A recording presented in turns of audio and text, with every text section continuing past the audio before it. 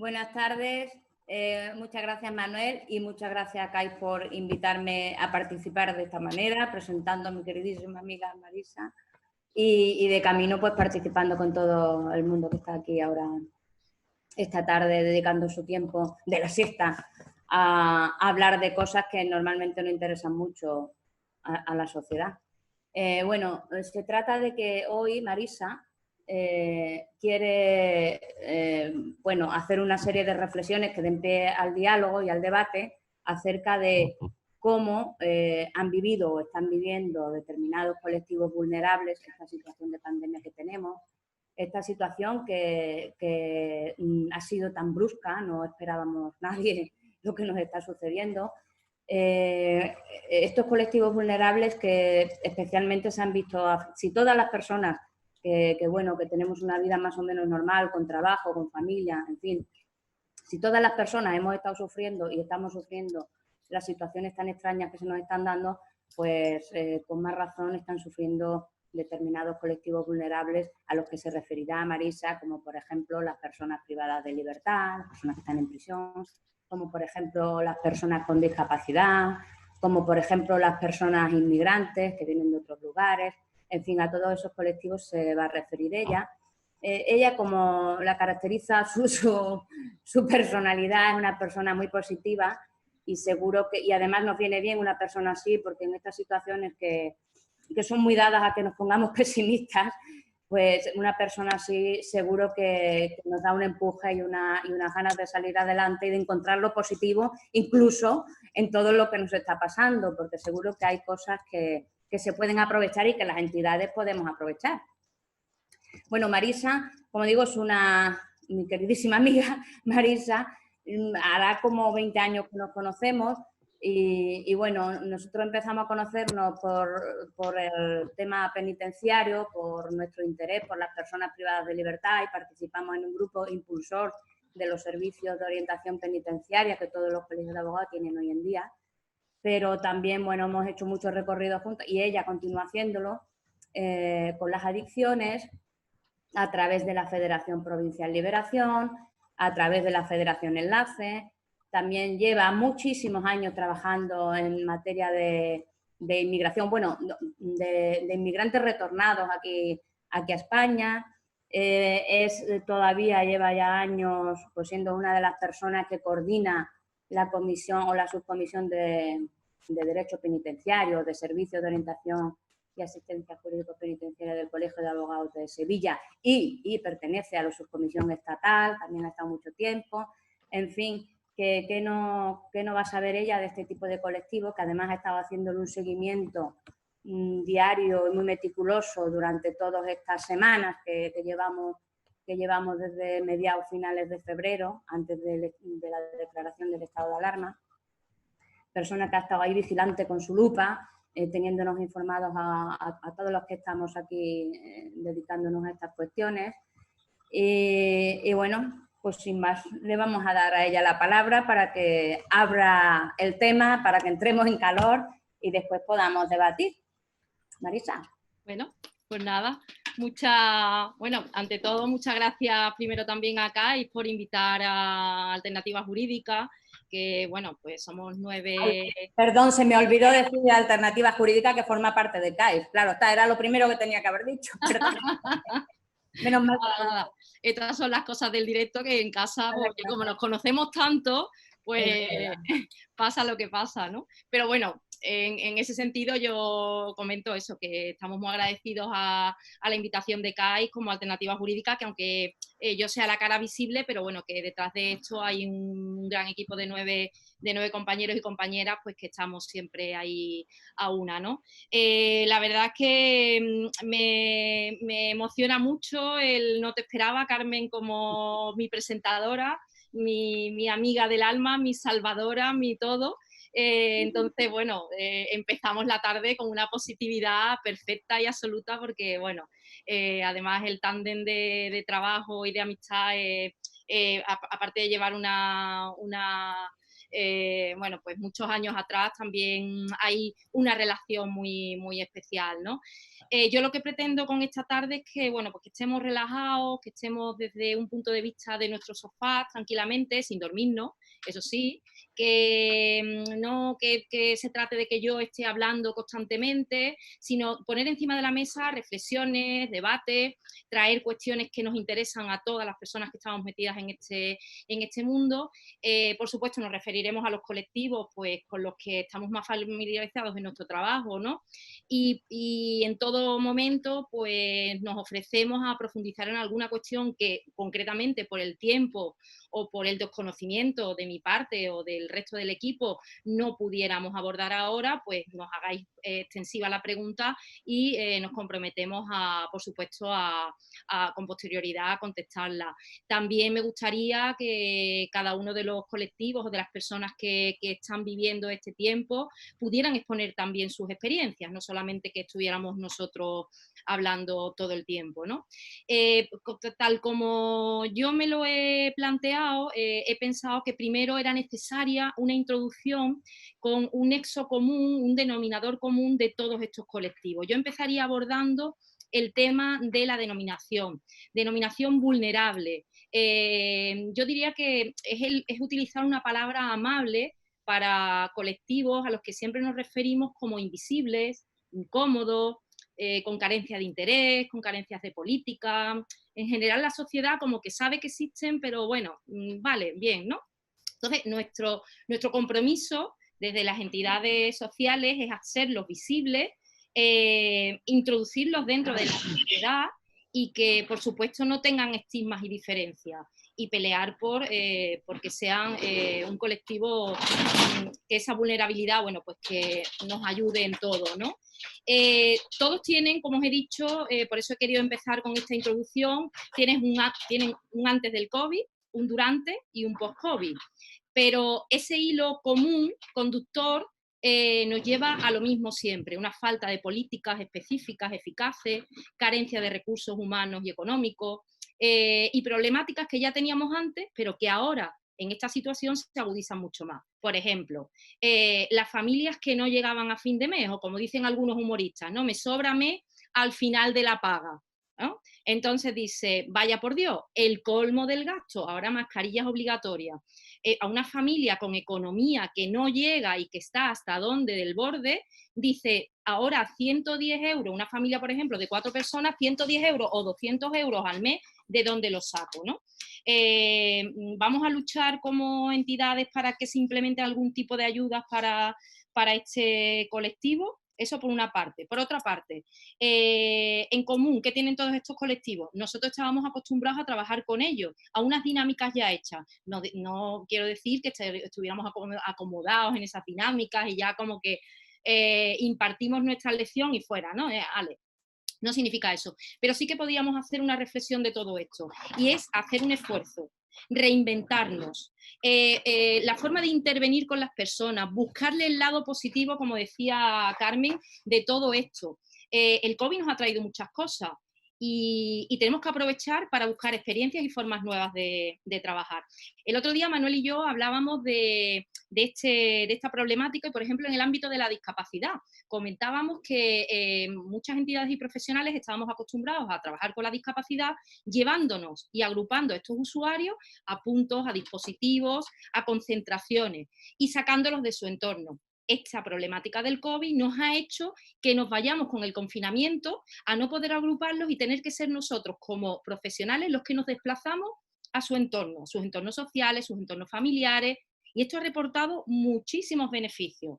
Conocimiento de la persona, de sus realidades, de sus manías, de sus intereses, de sus amistades, del resto de su familia. Son beneficios tremendos. Entonces, esto es bueno ponerlo encima de la mesa y plantearnos que esos cambios en esas intervenciones son necesarias. Y sería necesario hacer convivir los nuevos y los viejos planteamientos. No decir que los anteriores eran malos y solamente los de ahora, no, pero son formas de trabajo para aprovechar. Tenemos que descubrir con el COVID nuestro potencial que tenemos de trabajo. No tiene nada que ver con el tema del COVID realmente, pero sí es un debate que se ha generado a raíz de la discapacidad y el tema de la educación inclusiva. la educación para los colectivos especiales, con la conocida Ley CELA, y la campaña que se ha hecho durante este tiempo y el debate que se ha hecho durante este tiempo de la campaña del no al cierre de los colegios especiales. Como se publican tantísimas cosas y en este tiempo tantísimas historias, yo quería crearme mi propio criterio jurídico y mi propio criterio técnico. Entonces, bueno, pues me voy a la disposición adicional cuarta de la ley, me pongo a leer y a releer y en ningún sitio veo que se van a cerrar. Yo estoy cansada de ver en muchas ocasiones en madres y padres en medios de comunicación diciendo que en los centros educativos sus hijos han estado desde pequeños haciendo plastilinas, haciendo cuadritos, haciendo cositas, cosas sin importancia, entre comillas, que le llaman ellos, y luego cuando pasamos a etapas superiores, estos centros educativos nos impiden que podamos escolarizar a nuestros hijos allí. Y sin embargo nos lo mandan a 10 o 15 kilómetros a centros especiales estigmatizados y allí. ¿No queremos una educación inclusiva? Pues aprovechemos estas ocasiones. Este debate que se ha generado en este tiempo del COVID, que por eso lo saco un poco aquí. Lo que yo leo aquí en esta ley CELA, por poner la ley, que me da igual la ley que sea, pero lo que queremos que aprovechemos, y esa inclusión, es dotar de recursos a los centros ordinarios, para que los centros especiales sean un referente y que si yo quiero matricular a mi hijo a 10 minutos o enfrente de mi casa, yo lo pueda hacer y no sacarlo de ese entorno. Y esos recursos no me impidan que me lo tenga que llevar. Entonces, bueno, digamos que un poco en ese sentido era lo que quería, bueno, resaltar respecto a esto, ¿no? Volviendo a la temática que nos ocupa, que me he desviado un poco también con lo del tema de la ley CELA y tal, pero me parecía importante resaltar el tema de la educación inclusiva para no seguir estigmatizando determinados colectivos. Sigo con los aspectos comunes de los colectivos vulnerables. Y hay otra cuestión. Estamos acostumbrados a convivir con algunos de esos colectivos. Aceptamos sus situaciones que son inaceptables, como por ejemplo, forman parte, es duro decirlo, pero forman parte del paisaje, ¿lo habéis pensado alguna vez? Y del mobiliario urbano, las personas sin hogar, los cajeros automáticos, llenos de cartones, con personas y tal. Muchas entidades que se dedican a la atención de este colectivo con unas problemáticas tremendas, ¿no? Porque al sinhogarismo pues, le tenemos que añadir adicciones, problemas judiciales, enfermedades graves, diabetes, cardiovasculares, todo esto es una sobreexposición al COVID. Entonces es un riesgo que hay para poder emprender acciones positivas. Hasta ahora siempre nos llevamos la respuesta que estas personas, pues, bueno, están bien en la calle, ellos no quieren. A lo mejor es que no nos hemos pensado que esos dispositivos a los que nosotros lo queríamos llevar no le daban la dignidad que se merecen o, por ejemplo, no cubrían sus necesidades. Entonces, ahora en este momento, pues no podemos aceptar que eso sea así. Llega el COVID, se genera la campaña de yo me quedo en casa y los sin hogar, ¿dónde se van? Si es que esa es su casa. La policía llega y les conmina a abandonar las calles, ¿no? Con apercibimiento de sanciones. ¿Pero dónde voy si esta es mi casa? Entonces, evidentemente, esto se hace de una manera totalmente insostenible. No os creáis que estoy en un barco, pero son las velas, no sé si molesta mucho el sonido. Entonces, bueno, esto se hace insostenible en el tiempo, pasa el tiempo, las autoridades están desbordadas y, como siempre, no reaccionan a tiempo y es el movimiento social el que las hace reaccionar y fuerzan a montar dispositivos especiales de atención a acogida. Yo quiero hacer mención, por ejemplo, a la campaña de Elige la Vida, cómo luchan para que esto sea posible.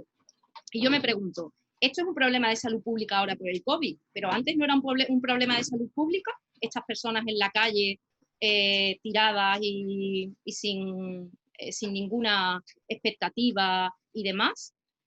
Bueno, pues a raíz de todo esto se organizan una serie de dispositivos con polideportivos, colegios mayores, con CPD con reparto de metadona, con propias entidades, pero cuando regrese la normalidad, ¿qué va a pasar? En estos colectivos, en estos dispositivos, se ha ofrecido una dignidad a esas personas y unos beneficios de volver otra vez a reencontrarse.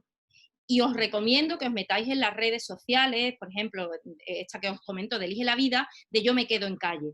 Dar salidas y dar soluciones a esta problemática. Si hemos sido capaces de sacar a estas personas por un problema de salud pública del COVID, también es un problema de salud pública que continúen en las calles sin esa dignidad. Entonces, por eso os comento que os metáis en estos ejemplos. ¿Por qué os cuento esto?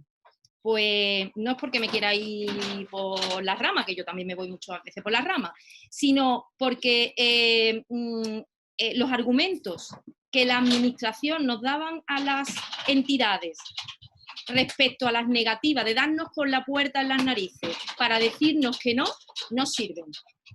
De repente se han quedado en papel mojado.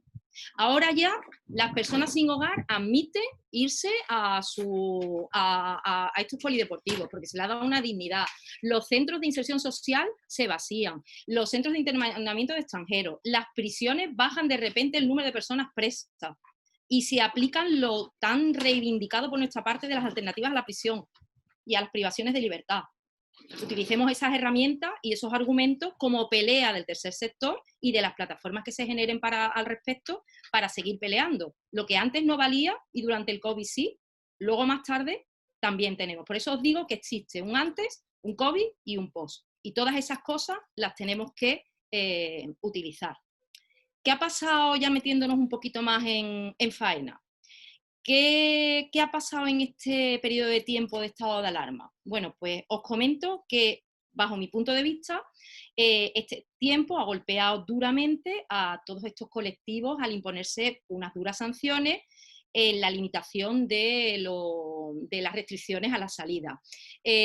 Personas usuarias nuestras que han acudido a comedores sociales que se han negado a cerrar, han sido paradas por la calle y les han sancionado. Han ido a comprar el pan y por su aspecto físico no se creían que iban a comprar el pan y se han visto sancionadas. Otras iban a pedir en la puerta de los supermercados, vale, pero es que se tenían que ganar la vida. Y otras también, hay que admitirlo, iban en medio de un síndrome de abstinencia a comprar sustancias porque la tenían que comprar.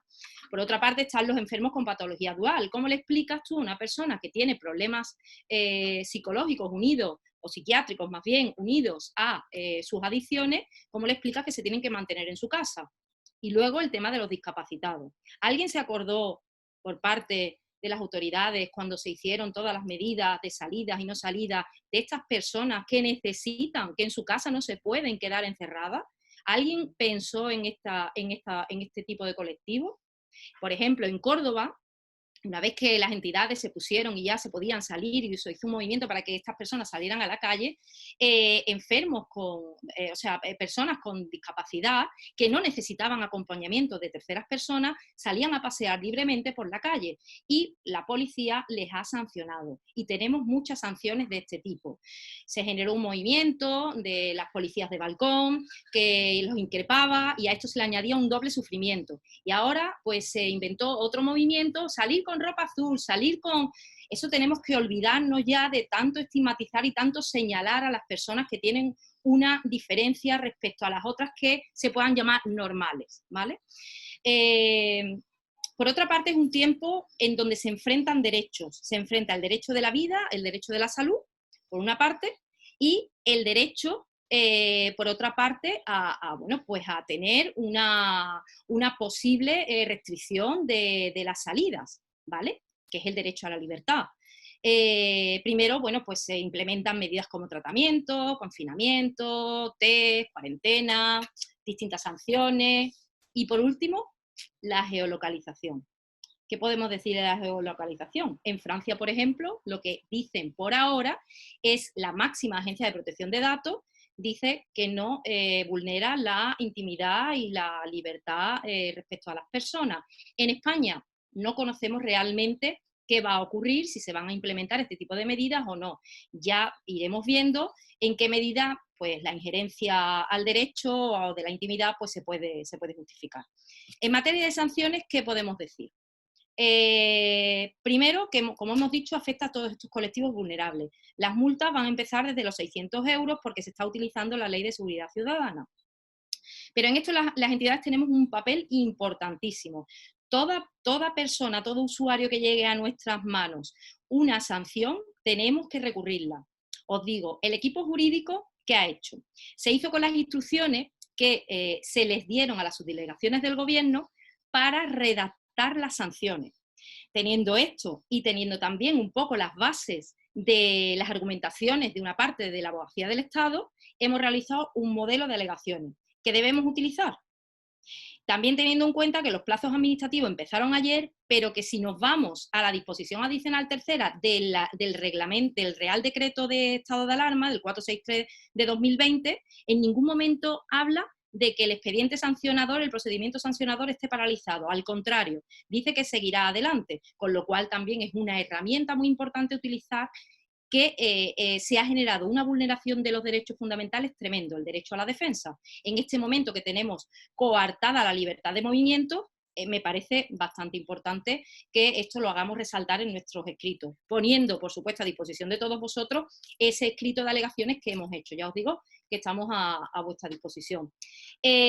Prácticas abusivas que se han visto en este tiempo respecto a jurídicamente, pues por ejemplo, llegan las policías y desde sus móviles particulares, para no entretenerse y para no generar más corro de personas y demás, desde sus móviles particulares nos piden el DNI y les hacen fotos.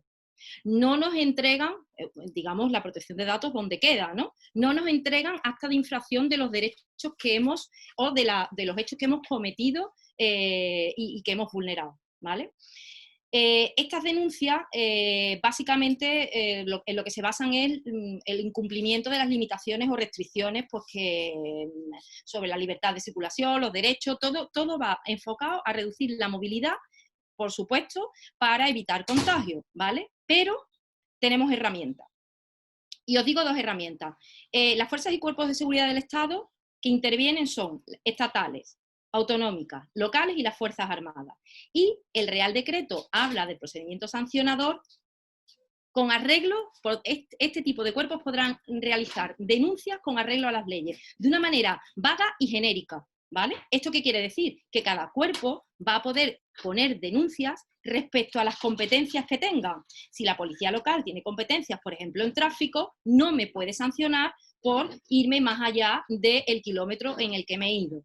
Y eso es importante. Otro punto importante en el que nos vamos a basar es el punto de la desobediencia, el encaje que se le quiere dar en el 36.6 de la ley conocida como Ley Mordaza, la de Seguridad Ciudadana, en la cual se nos va a encuadrar como desobediencia. Nosotros consideramos como juristas que eso no tiene encuadre. ¿Por qué? Pues porque ese 36.6 lo que quiere decir es un menosprecio a la autoridad. Yo doy una orden como autoridad y tú la menosprecias y no la cumples. Aquí lo que se está incumpliendo es una orden respecto a lo que es lo establecido por un Real Decreto. Y en eso nos estamos basando y ese es un argumento también de la Abogacía del Estado. Y por tanto, os lo ponemos a disposición de todas las entidades para que luchemos por ahí contra ese tipo de sanciones y vayamos más allá de la parte administrativa y si hay que ir al contencioso administrativo, se va al contencioso administrativo tomando abogados de oficio para que no tengamos condenas en contra. Seguimos adelante con los colectivos que consideramos vulnerables. Nos metemos antes, hablábamos con el argumentario de que ya no servía lo que antes nos decían que no. Antes del COVID, recuerdo un caso de una persona que le suspenden el ingreso en prisión de 2 años con unas lesiones importantes, tenía que indemnizar con 12.000 euros a la otra persona, iba indemnizando poco a poco, tuvo un mal momento, dejó de indemnizar, pero tenía trabajo y le requieren de ingreso en prisión porque le revocan esa suspensión por impago de esa indemnización, como os he dicho. Yo hablo con prisión y le digo, mira, es que va a tener que pedir excedencia en su trabajo, deja el trabajo, ¿cómo va a pagar la responsabilidad civil de las lesiones? Si lo metemos en prisión, es un sinsentido. Bueno, vamos a ver qué hacemos, tal que tiene que ingresar, eso por parte del juzgado, nada que nada, hablo con prisión y en su primera junta de tratamiento para ser clasificado, lo clasifican en 2º grado. Para sorpresa de todos, pensando que con contrato de trabajo y pidiendo excedencia en el trabajo, le iban a dar. ¿Qué pasa? Que llega el COVID y la cosa cambia, ese argumentario cambia. Y ahora me lo meten en la primera junta de tratamiento que hay para darle el 3er grado sí o sí. Cuando ha estado en prisión, pues nada y menos. No se lo podían haber dado antes, o sea, el argumento que me empleaban antes es el mismo que hay ahora, pero sin embargo le han cambiado. Entonces ya me meto con el lado del ámbito penitenciario. En solo 2 meses, la población penitenciaria ha bajado en más de 2.000 personas. Se han vaciado los CIS, se han propiciado 3eros grados, con cumplimiento en sus domicilios o bien con pulseras telemáticas. con llamadas aleatorias al domicilio. Antes, ¿qué argumento nos daban? Que no hay pulseras suficientes para todo el mundo. Instituciones penitenciarias, ¿qué ha hecho ahora? Porque en los CIS no hay médico, se forma la de San Quintín, si entra allí algún tema de estos. Entonces, ¿qué hace instituciones penitenciarias cuando antes te decía que no? Ahora te digo que sí y compro más pulseras. Doto a todos los CIS con más pulseras y si no tengo pulsera le hago llamadas aleatorias. Utilicemos esos argumentos para el post-COVID, no solamente para ahora. Si se han portado y se han comportado anteriormente, ¿por qué no seguir haciéndolo ahora? Esto nos hace reflexionar en cuanto a las entidades. Y veréis, aquí en Sevilla se organizó una plataforma igual que a nivel estatal está la ROSEP, que algunos a lo mejor la conocéis, que son entidades que intervienen en el ámbito penitenciario, pero aquí, digamos que la plataforma es en redes que intervienen en el ámbito de Sevilla y provincia. Muchas de estas entidades trabajan en el CIS. Con estos CIS vaciados nos decían, qué problemón, ahora qué vamos a hacer con las dinámicas y los programas subvencionados por el IRPF, por delegación, por quien sea. Si no hay gente en el CIS, ¿cómo vamos a trabajar? Pues bien, le hemos dado la vuelta al tema. Si esas personas están en la calle, nosotros antes éramos los que íbamos al CIS a hacerles los programas, ¿por qué no lo hacemos al revés? Y esas personas están en la calle, ¿por qué no vienen a nuestras entidades? ¿Quién nos dice a nosotros que no sigamos peleando para que esa dinámica continúe posteriormente? ¿Quién nos dice, por ejemplo, que esas personas luego, con posterioridad, no acudan solo y exclusivamente al CIS a dar esos talleres y luego se vayan a sus casas? ¿Por qué se propicia con el COVID y ahora no? Tampoco nos llevemos a engaño. Cuando decimos que aproximadamente unas 2.000 personas se han bajado la población penitenciaria, básicamente han sido de estas personas que estaban en el CIS, menos han sido las personas que estaban en centros ordinarios y se le han escarcelado. Estas personas que se han quedado en prisión han vivido un doble confinamiento, un aislamiento dentro del aislamiento. Desde el 10 de marzo, Instituciones Penitenciarias cerró los centros penitenciarios. Ni permisos, ni visitas, ni entradas de ONG, ni escuelas, ni tratamientos. Yo cierro la puerta, tiro la llave y así seguro que aquí no entra ni una mijita del COVID. Hasta los abogados teníamos que justificar que nuestra intervención era imprescindible, cuando el derecho de defensa es esencial e incuestionable, ¿vale? Pero bueno, esto ha significado una angustia tremenda para las familias y para los internos. No teníamos ni un teléfono siquiera cuando se corría un bulo y una voz de que se han llevado a 4, otro muerto, otro no sé qué. Luego después no era tal así, pero esa angustia hasta el momento era terminante, era bestial. Solo se podían hacer llamadas de teléfono desde el interior al exterior. Eso llevaba aparejado a que tú tengas peculio. Peculio, si hay alguien que no es, en prisión no se puede manejar dinero, tienes que tener como una tarjeta y de ahí pues vas sacando el dinero. Si la población penitenciaria, la mayoría, pues tienen problemas económicos, evidentemente, sus familias fuera también. Los mercadillos, se viven de los mercadillos, se viven de los pequeños trabajillos. Eso con todo el esfuerzo del mundo, mujeres que van a las casas limpiando, con todo el esfuerzo del mundo van al banco y le hacen una transferencia y lo van metiendo poquito a poco del peculio. Si estábamos todos confinados en casa, sin ingresos, ¿cómo hacemos el peculio? ¿Cómo llamamos? Bueno, a raíz de todo esto, Instituciones Penitenciarias lo que hace es que de las 10 llamadas que tenían a la semana, lo implementan en 15. Es decir, y cada una de 8 minutos a la semana, es decir, 80 minutos a la semana para hablar con nuestros seres queridos y con nuestra familia. Imaginaros, si nosotros hemos vivido este confinamiento con todos los lujos de detalle, de online, de reuniones, de todas las plataformas habidas y por haber, porque hemos hecho unos máster fantásticos de estas plataformas, pues imaginaros cómo se vivían esto. ¿Qué pasa? Que las ONG que entrábamos en prisión ponemos el grito en el cielo. ¿Por qué? Porque vemos lo que está pasando en Italia. Y ya lo dice el dicho, ¿no? Que cuando las barbas de tu vecino veas cortar, pon las tuyas a remojar. Instituciones penitenciarias, tras las recomendaciones de la Organización Mundial de la Salud, requerimientos del Defensor del Pueblo, cartas y requerimientos por parte de entidades de derechos humanos y del resto de ONG, pues se ponen a implementar medidas. Lo que se solicitaba básicamente era muy sencillo. terceros grados en sus casas, salidas para mayores de 70 años y enfermos crónicos. Mira, la primera persona, han fallecido 2 internos de COVID, afortunadamente nada más, y nada menos también, porque cualquier fallecimiento pues es desgraciado, ¿no? Pero comparado con las cifras de fuera, pues la verdad es que es bastante esclarecedor de lo que ha pasado allí dentro. La primera interna que falleció en el centro penitenciario de Extremera, que ha sido el más golpeado de todos, tenía más de 70 años y patologías previas. Es decir, que a ella le llegó tarde esta implementación de algunas medidas, ¿vale? Instituciones penitenciarias, ¿qué hace también? Pues compra 200 móviles, pero 200 móviles para 50.000 personas. No vayáis a creer que cada uno tenía un móvil, ¿vale? Luego después compraron 40 terminales más aproximadamente. Se ponen también teléfonos en abierto. ¿Por qué? Pues porque, os lo vuelvo a repetir, en Italia se vieron intentos de motines, disturbios y demás, y dijeron, bueno, vamos a aplacar aquí la situación para que no lleguemos a esto. Estas personas que carecían de peculio podían llamar gratis y hacer videollamadas. Aleluya. La era de Internet ha llegado a la prisión. Y yo me digo, pero para quedarse, por favor, para quedarse. Ojo, pero sin que esto revierta en que la presencia de nosotros dentro de prisión se sustituya. Una cosa es que implementemos con las nuevas tecnologías y otra cosa es que desaparezcamos de lo que es el ámbito. Y luego después os comentaré un ejemplo. Desde la Federación Enlace, en la que forma parte, como os ha dicho Carmen también, la Federación Provincial Liberación, tenemos un programa marco de prisión. Y os lo comento porque, pues porque de repente cierran el cerrojo a los ONG, no podemos entrar. ¿Qué hacemos ahora, como os he dicho antes, con los programas que tenemos? ¿Qué hacemos? Bueno, pues desde el primer momento nos pusimos a trabajar y a darle la vuelta al tema, a aprovecharnos lo positivo de las herramientas de esta situación.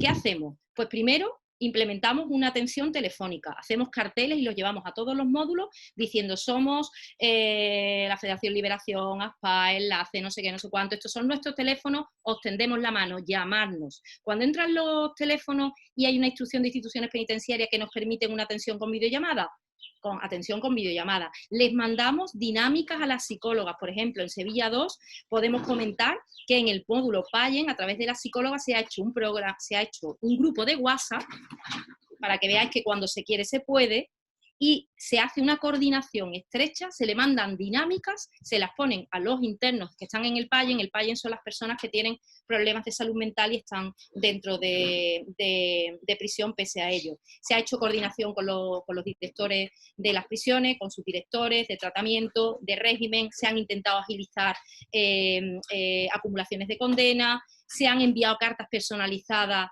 para que las imprimieran y se les entregaran.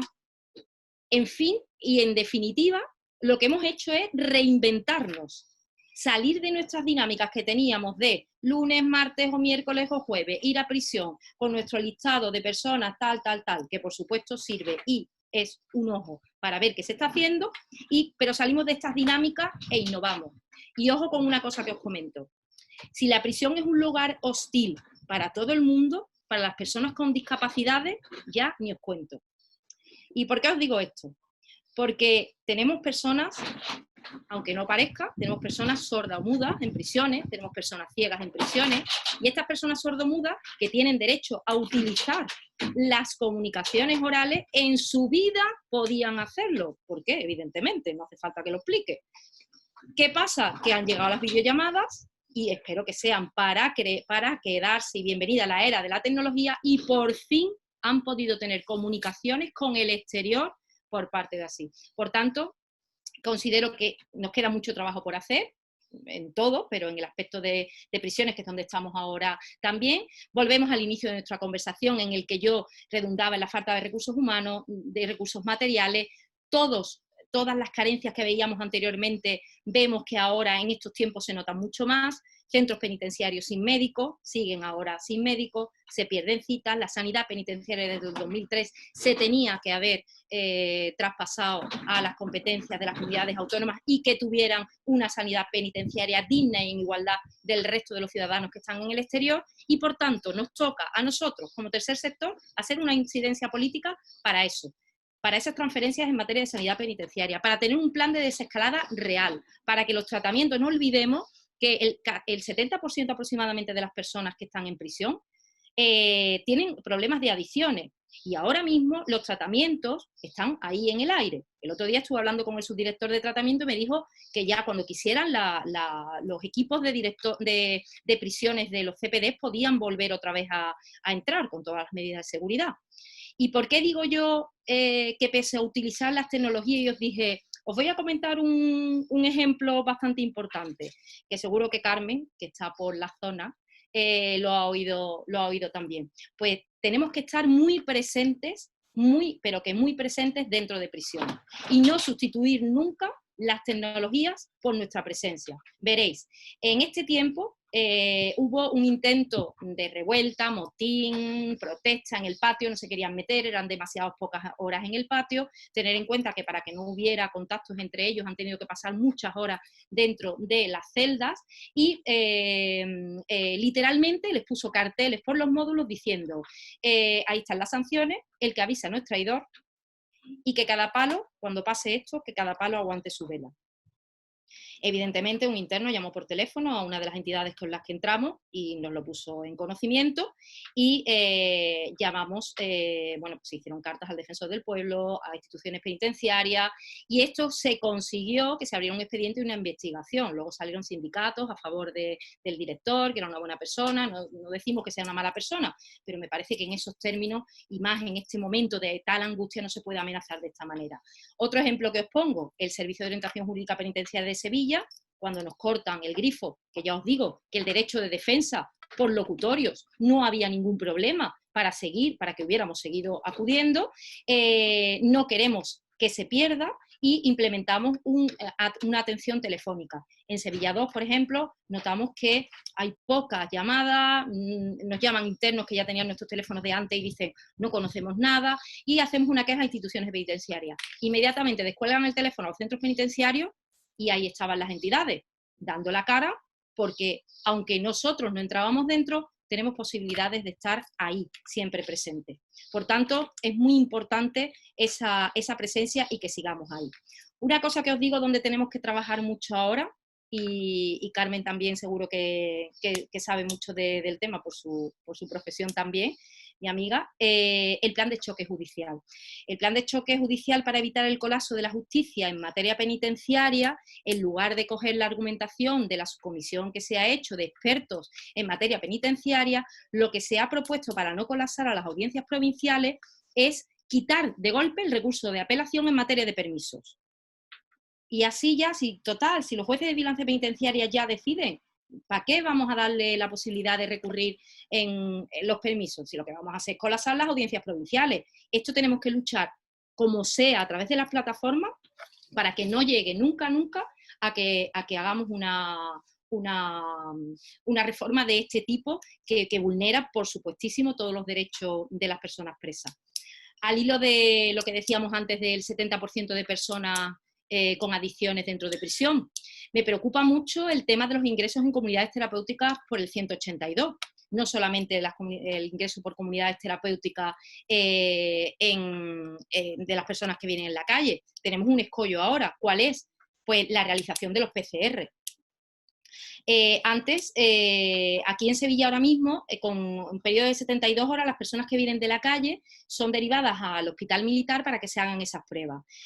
Pero, sin embargo, a mí me preocupa el tema de dentro de prisión. En Sevilla 1 no conocían de esta orden de la Junta de Andalucía. Orden que tiene un poco de injerencia en las competencias de instituciones penitenciarias, porque instituciones penitenciarias a nivel estatal, y ellos son los que deberían de hacer, aparte del Mantú y otra serie de pruebas, tendrían que hacer también las PCR. ¿Se la van a hacer? ¿No se la van a hacer? El otro día, hablando con Puerto 3, nos decían que tenían a 5 personas para entrar en una comunidad terapéutica.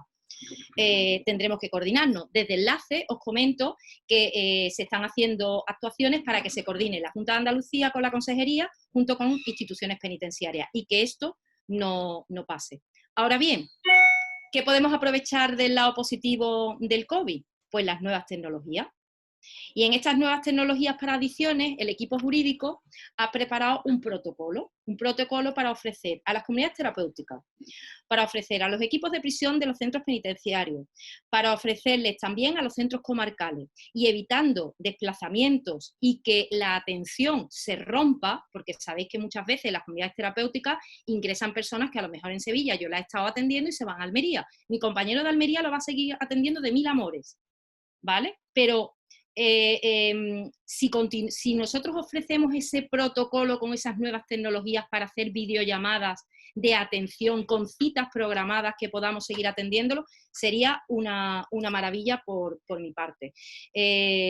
No me quiero alargar mucho más, que ya creo que me estoy comiendo el tiempo. Tú me dices, Manuel.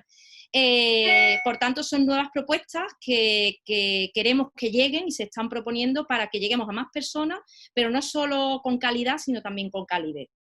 Dos cositas más que os quería comentar y ya me callo, que tenéis que hablar vosotros. O Manuel, tú me callas, ¿eh? Que no... Vale, si quieres ve cerrando, Marisa, si quieres. Cierro con dos cositas nada más. ¿Cuántos años llevamos reivindicando que los centros de internamiento de extranjeros se cierren? ¿Cuántos años? Y de repente llega el COVID y cierran. Son personas que están ahí y se les cierra que no han cometido ningún delito. Y ahora con el COVID están vacíos, ¿vale? Entonces es importante ver qué regularización se da. Dos cosas que podemos luego en el debate, y mi compañero Pablo Salido, que es el experto en extranjería, os puede, si os interesa, os puede decir más. Y son dos cosas: las prórrogas de las autorizaciones de permiso de residencia y de trabajo, y el convenio que se ha hecho con el Consejo General de la Abogacía sobre la prestación de abogados para los expedientes, para que no tengan que ir personalmente a esos expedientes, ¿vale? Es muy importante. Y por último, y ya me callo, de verdad, es el plan, vuelvo otra vez al plan de choque de la Administración de Justicia en colectivos vulnerables. Colectivos vulnerables, según las reglas de Brasilia, son aquellas personas que por su género, por su raza, por su discapacidad, por su colectivo, al que tienen una especial vulnerabilidad para acudir al ordenamiento jurídico para hacer valer sus derechos. Y uno de ellos es los discapacitados. Mientras que antes resaltábamos el aspecto negativo en cuanto a penitenciario, en la discapacidad resaltamos el positivo. Y es que se van a reducir plazos en cuanto a las incapacidades, y se van a intentar acumular dos procedimientos muy importantes, que es la extinción de la tutela, la extinción de la patria potestad en casos de personas que por su edad ya los padres están muy mayores o tienen enfermedad, y a la vez se nombren tutores. Por tanto, bueno, yo ya no hablo más, que ya he hablado demasiado y ya dije que me gustaría que fuera un debate, y como siga así no va a haber debate. Os comento que han llegado muchas nuevas herramientas, muchas cosas positivas. Tenemos que repensarnos, tenemos que reinventarnos, tenemos que tratar y trabajar con esa positividad, y muchas veces incluso pensar que podemos conseguir muchas cosas y que nos amedrentamos pensando que estamos peleando contra gigantes. Sin embargo, solo son molinos de viento. Y ya, me callo. Muchas gracias, Marisa. Un gusto escucharte, como siempre. Pues ahora las personas que queráis pedir la palabra lo podéis hacer a través del chat. El compañero Israel de CAIS va a facilitar esta parte, ¿vale?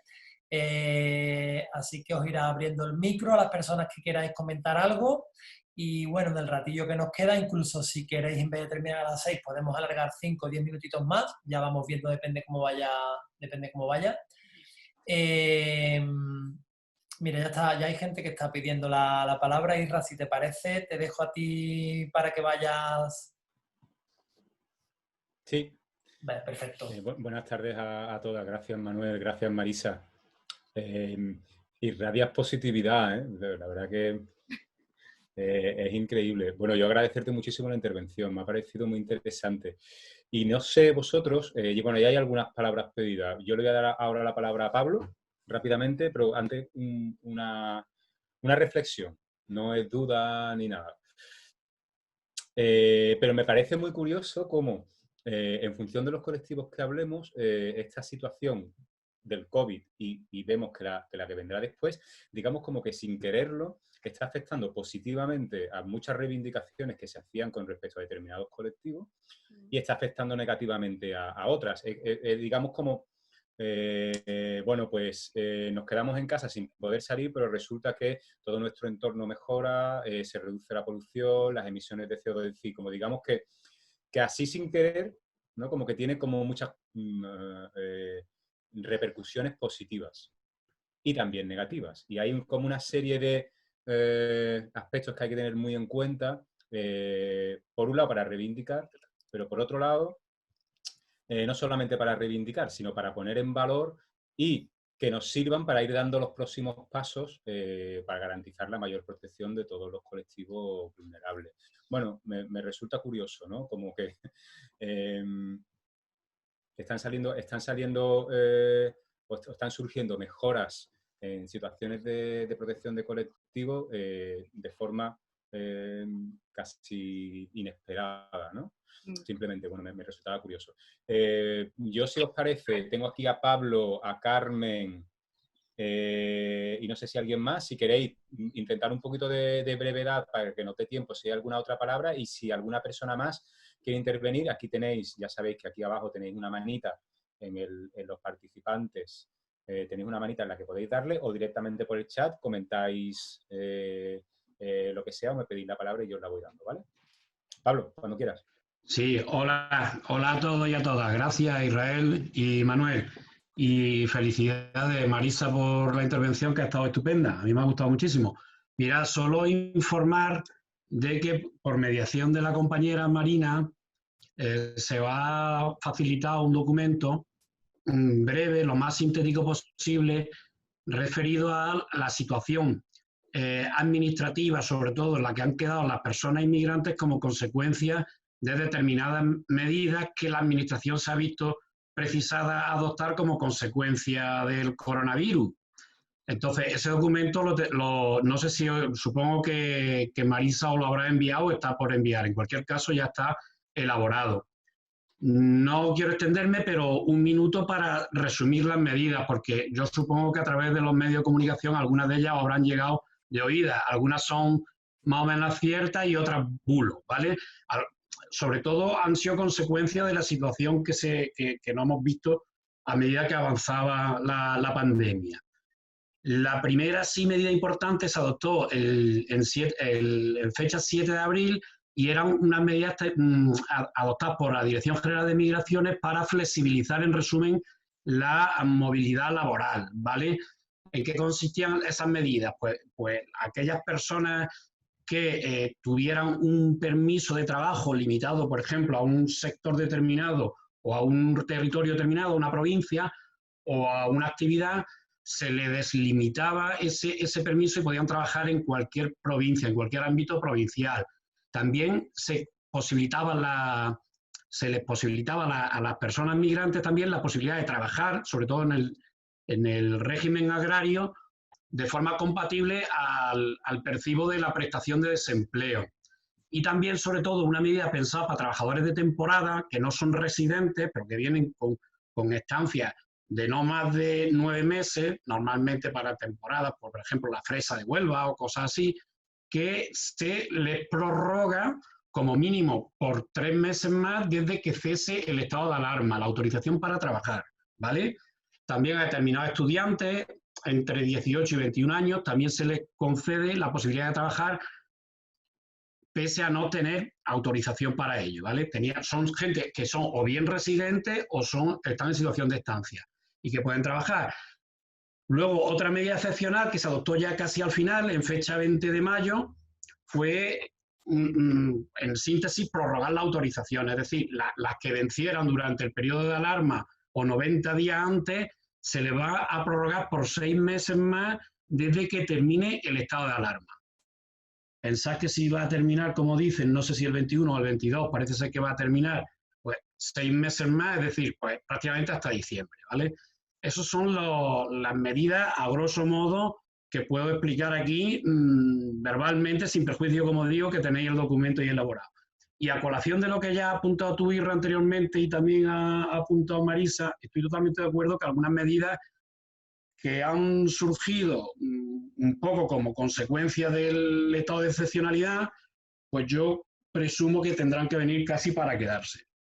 Sobre todo la tramitación online de expedientes.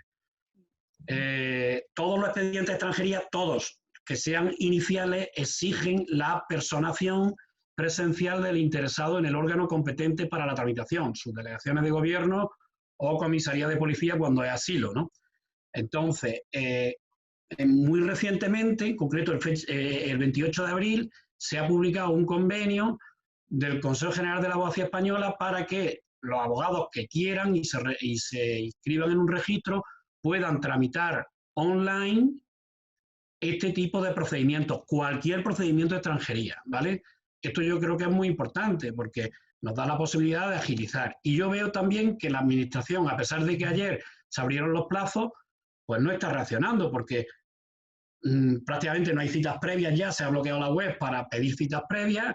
Yo no sé en vuestras provincias, pero aquí en Jaén no han abierto todavía para todo el mundo los registros generales de entrada, por ejemplo, en sus delegaciones de gobierno, a pesar de que ya la ley le exige, bueno, sabéis que están abriéndose los plazos administrativos y te dicen, bueno, pues preséntalo en correo, preséntalo por otro lado.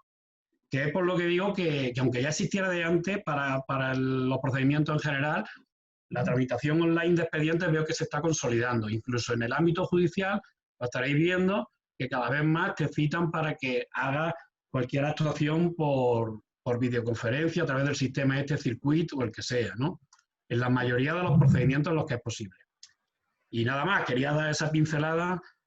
Y por último, eso sí, una breve exposición, una consulta o comentar. Ayer me llegó un paciente que yo me quedé sorprendido, bueno, que lo estamos atendiendo ahora por teléfono, que les pusieron una sanción la policía local por incumplimiento de las medidas porque salieron a aplaudir a los sanitarios a las 8 de la tarde y pasó la policía local por la puerta eran casas adosadas, ¿no? Esto era un pueblo.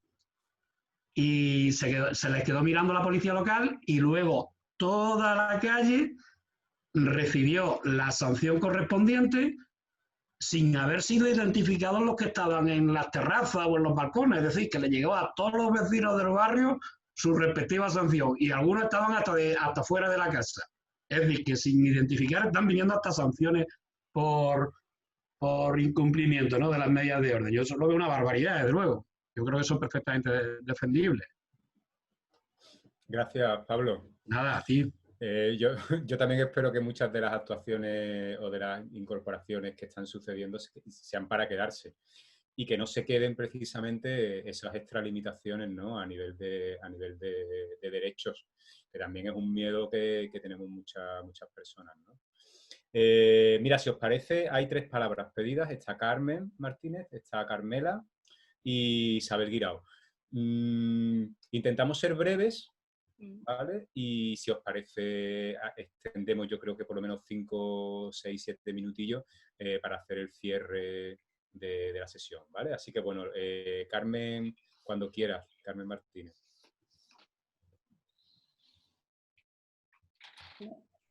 Eso, ahora.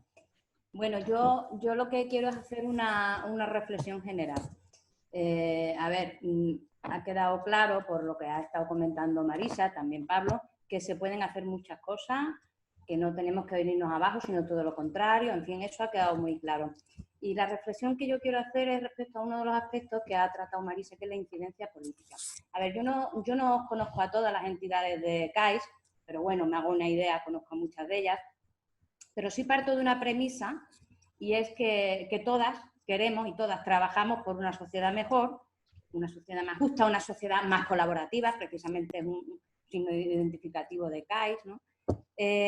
Y tenemos un importante papel en lo que nos viene ahora en este nuevo periodo, que realmente va a ser un nuevo periodo, va a ser un cambio de época o de paradigma.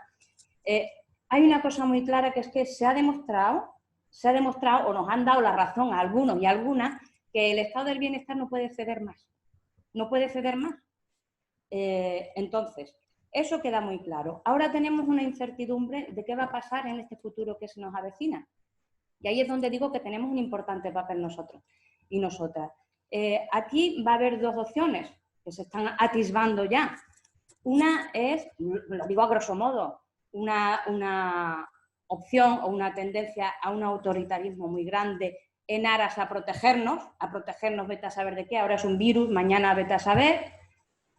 Un autoritarismo con olvido de las personas y los colectivos vulnerables que nunca cuentan y no van a contar tampoco, y con recorte de derechos. Esa es una de las opciones. La otra existe también, nos hemos dado cuenta que el estado del bienestar no puede ceder más y que todos y todas formamos parte de la sociedad, también los colectivos vulnerables, tenemos que reforzar el estado del bienestar. Esa es la otra opción. Pero un estado del bienestar no como el que hemos tenido hasta ahora, que estaba cediendo poco a poco a las grandes corporaciones económicas, no. Un estado del bienestar en el que la sociedad, y nosotros como entidades sociales, en el que la sociedad participe más. Un estado del bienestar en que haya más democracia. Y yo aquí creo que tenemos una oportunidad de fomentar la democracia directa. Que los ciudadanos y las ciudadanas y las entidades sociales que podamos intervenir en las decisiones que se toman, que nos cuenten y que nosotros a la vez seamos gente que nos hagamos responsables de lo que pasa en lo público. A ver, si podemos con la firma digital hacer las cosas de Hacienda, si podemos hacer temas de seguridad social, sacarnos nuestro DNI, yo puedo hasta firmar sentencias a través de una firma digital. Hombre, señores, ¿por qué no me podéis preguntar a mí si me parece bien esta iniciativa o no? Lo estoy poniendo de ejemplo de que se nos abren otras vías para la democracia y para la sociedad y creo y de verdad animo a todo el mundo a que luchemos por este tipo de cosas. Esa era la reflexión que quería hacer genérica. Oye, y enhorabuena Marisa y Pablo también. Gracias. Muchísimas gracias, Carmen. Muy interesante lo que comentas. Porque sí, ahí esas dos vertientes están siempre abiertas. Y yo personalmente pienso que estamos más cerca de la primera que has comentado que de la segunda. Así que bueno, creo que el papel de las entidades y de la sociedad civil en general es fundamental. Es fundamental. Carmela Arroyo, te doy palabra, ¿vale? Vale, soy muy breve. Gracias. Muchas gracias, Marisa. Me ha encantado tu intervención y me ha hecho pensar mucho en realmente lo que es un colectivo vulnerable en estos momentos en los que se limitan nuestros derechos para protegernos, ¿no? Me quedo con ese concepto. En toda esta guerra también de aplaudir y diferenciarse, pues me doy cuenta como una vez más vuelven a perder las personas con menos recursos. Y hay algo a mí que me preocupa especialmente, traigo como reflexión, y es sobre todo en la vida de barrio. Ya yo formo parte de una plataforma en la que se hace incidencia, Carmen es actora de esa incidencia, impulsora y tal, pero en la vida de barrio me preocupa mucho, por ejemplo, el impacto que está teniendo, bueno, pues cuando ponemos en redes sociales algo sobre las personas que están en los centros penitenciarios, la opinión que tiene la sociedad. Ya sé que esto es algo con lo que tenemos que convivir. Y también mucho ahora, por ejemplo, con la aprobación del ingreso mínimo vital. Estoy muy tocada realmente, yo os lo comento, lo que está opinando la gente. O sea, gente mía. Quiero decir, no gente de la organización, pues, sino primos, amigos, gente que, oye, otra paguita. Pero ¿qué estamos hablando? ¿Sabes? O sea, y esto me gusta mucho seguir a la plataforma estos rumores, pero sí me gustaría que de las organizaciones que trabajamos contribuyéramos también a tener argumentos que a veces nosotras no tenemos esa labia o esa didáctica que tenéis algunas personas para desmontar estas situaciones. Creo que también lo tendríamos que asumir desde las organizaciones sociales, porque vosotros cuando os contestan por redes sociales, pues si están en la cárcel por algo será, si no sé qué, como ha pasado, ¿no? En estos días. Y a mí me cuesta desmontar eso, porque es que eso es algo de sensibilidad, ¿no? A que también tenemos que tener argumentos. Me gustaría que tuviéramos más argumentos para esto, solo era esta reflexión. Muchas gracias, Carmela. Muy interesante también. Y un tema bastante importante,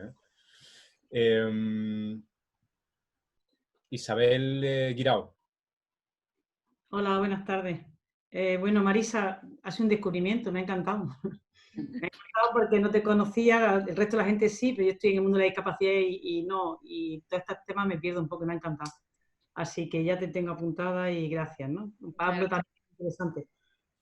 Carmen, tienes toda la razón. Carmela, me apunto a eso. Es decir, creo, iba a contar otra cosa, pero ahora vuelvo a otra cosa que iba a contar. Creo que como plataforma deberíamos de tener incidencia política, deberíamos de tener un argumentario por la renta mínima vital, o como se llame, y de verdad empezar a difundir, porque está viendo muchísimo. Alguien muy cercano a mí, me ha mandado la foto del primero que recibió la paga vital de Pablo, del Pablo, ¿no?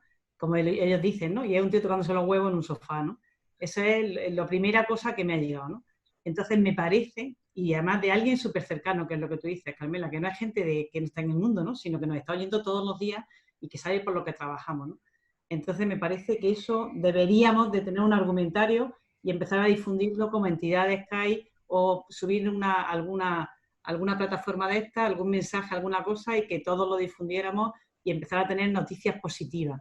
Yo recuerdo que hace muchos años una periodista que había hecho un artículo para el Radio Nacional de España, se llamaba Loles Díaz Aledo, se llamaba y se llamará, supongo, pero eso hace ya 23 años, dijo que las noticias que había del mundo de la discapacidad en los medios de comunicación, la culpa de la imagen que había tan nefasta era de todas las organizaciones que nos dedicábamos a esto, porque no contrarrestábamos las noticias negativas con noticias positivas, con noticias de posibilidad, con un argumentario que fuera cambiando el discurso. El otro día participé con Carlos Fanjul, que me imagino que lo conoceréis todos, que está intentando cambiar todo el discurso de la inmigración y tiene una columna en El País, y es un tío que a nivel de investigación y de periodismo serio están intentando cambiar todo el argumentario y la cultura que hay con el tema de la inmigración, ¿no?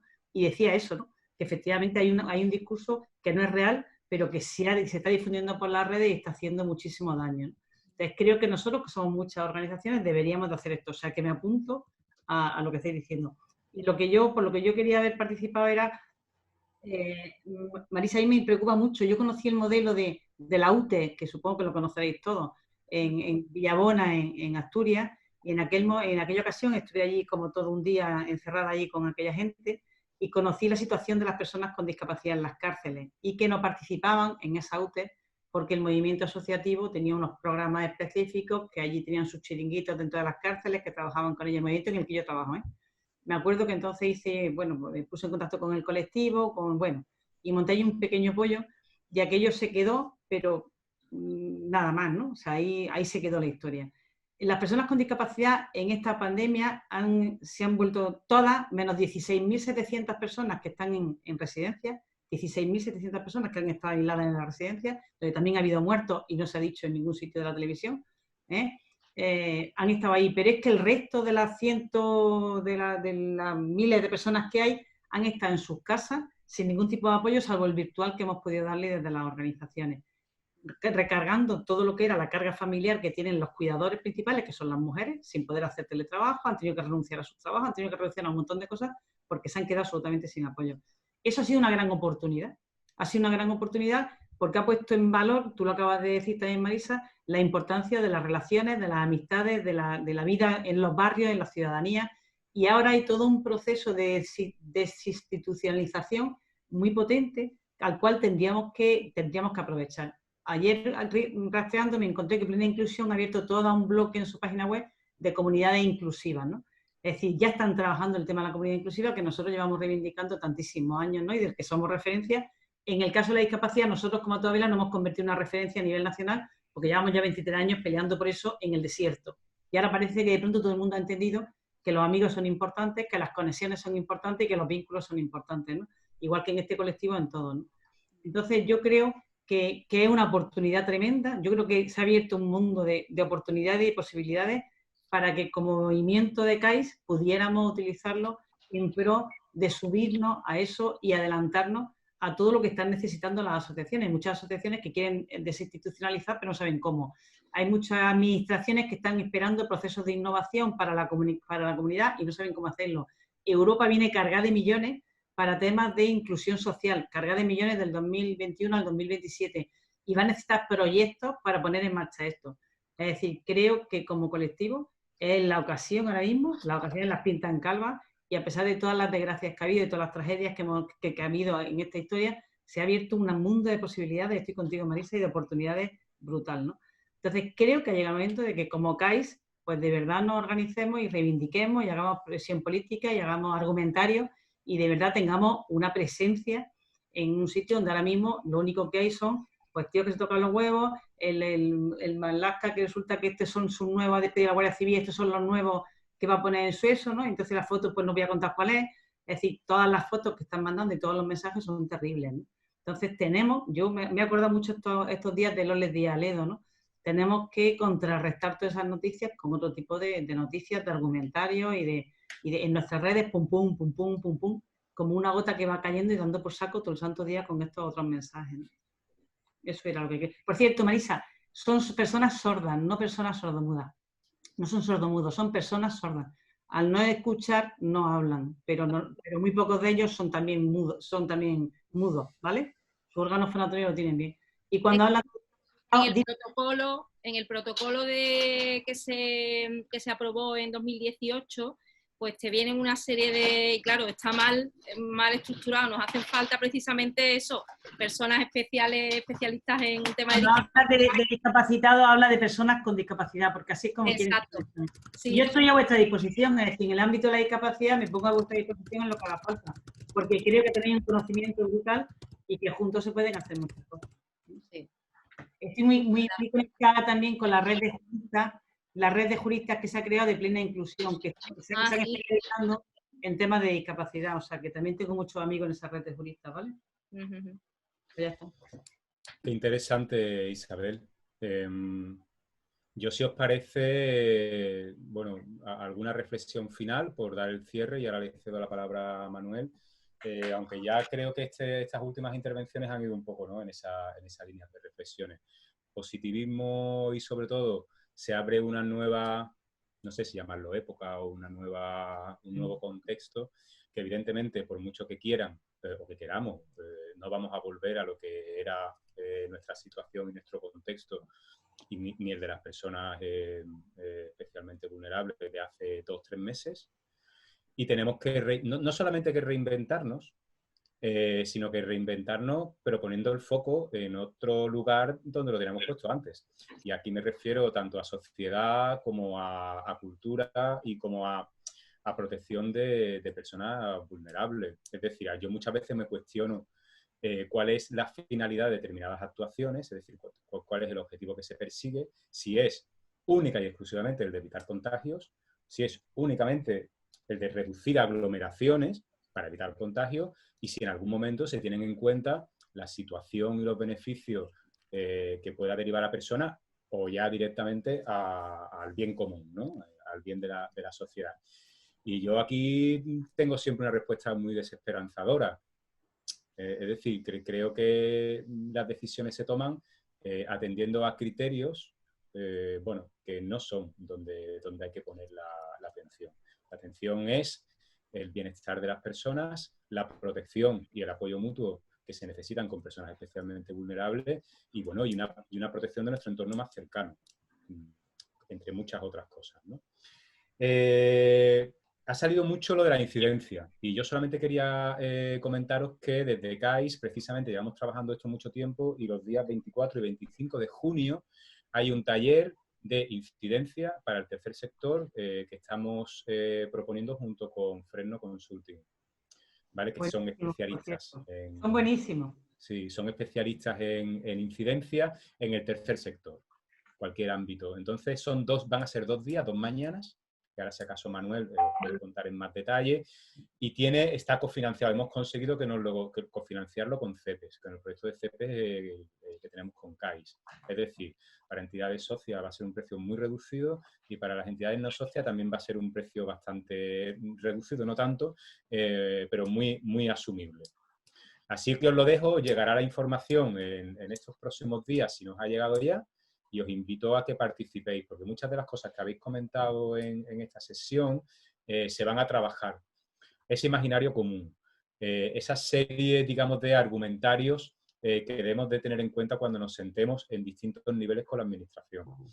Es decir, cuáles son las estrategias que tenemos que utilizar, qué herramientas, o sea, toda esta situación o todos estos contextos creo que es muy importante tenerlo claro para que demos paso adelante y sobre todo que paremos los pasos hacia atrás que de alguna forma también se están produciendo. Muchísimas gracias. Yo cedo la palabra a Manuel y agradeceros muchísimo la asistencia a esta interesantísima charla con Marisa. Muchísimos besitos. Bueno, muchas gracias a todas por acompañarnos en esta tarde, especialmente a Marisa, porque cuando le propusimos esto ha sido la primera que ha estado ahí a tope. Doy fe de ello porque hemos tenido unas cuantas conversaciones. Gracias por todas las aportaciones que habéis hecho, Carmela, Carmen, Isabel, Pablo. Probablemente se han quedado muchas cosas en el tintero. Os decíamos, si queréis escribirnos, Marisa ha salido de ella, que nos dijo, lo que se quede en el tintero lo seguimos trabajando y le hacemos una devolución a todo el mundo. Así que le tomé la palabra y os lo comento ahora también, ¿vale? Bien, yo creo que vamos a ir cerrando porque ya nos hemos ido un poco de tiempo con el compromiso que teníamos a las 6. Antes de darle la palabra a Marisa para que despida, deciros solamente una cosita. La semana que viene terminamos ya nuestro primer ciclo de webinar. No sabemos lo que vamos a hacer todavía más adelante, pero bueno, la semana que viene es el cuarto, ya recibiréis la información. Este último ciclo de webinar vamos a hablar de políticas públicas, hacia dónde van y cómo afectan todos estos cambios de políticas al tercer sector. El webinar lo va a hacer José Manuel Fresno. Más allá del taller que comentaba Israel, el webinar lo va a hacer también él. Y mañana saldrá la información, así que a partir de mañana os podéis inscribir también. Yo sin más, agradeceros otra vez, despedirme, le doy la palabra a Marisa para que se despida ella y que cierre. Bueno, no vaya. Bueno, yo muchísimas gracias por vuestra atención. Me he sentido como eso, en el sofá de mi casa. Bueno, prácticamente estoy aquí en la terraza de mi casa y me he sentido con mucho calor por parte de todos, pero es que se nota la pasión con la que todas y todos ponemos en nuestro trabajo y efectivamente en la lucha por cada uno de estos colectivos. Así que bueno, es un placer compartir estos espacios con todos vosotros y vosotras. Y muchos besos por aguantarme también. Gracias.